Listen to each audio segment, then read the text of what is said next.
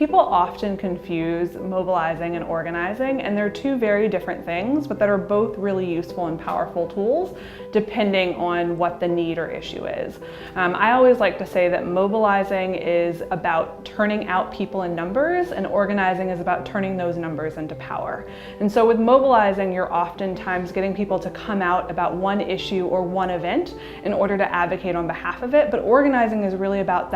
all of that engagement and the leadership and follow-up that's going to happen around that issue. So it's not just coming out to say I'm going to stand on the city council steps and say that I want to change an issue, but it's how am I actually going to work day in and day out to engage other members of my community, to be a leader in that community, and to actually be a part of seeing the change all the way through, from this moment in time to all moments in time. And because of that, it builds people not just around that individual issue, but it builds their leadership for the long term and can really wind up transforming communities in ways that doesn't just get you an individual or single win, it gets a whole community a win for the long term. One of the things I think that is important to note is that I've noticed that all parents are already activists. They're usually activists for their individual child, but part of what we do is show them that the experience of their child is actually the experience of many children in the system, and that when they come together to collectively bring their voices to the forefront, they have real power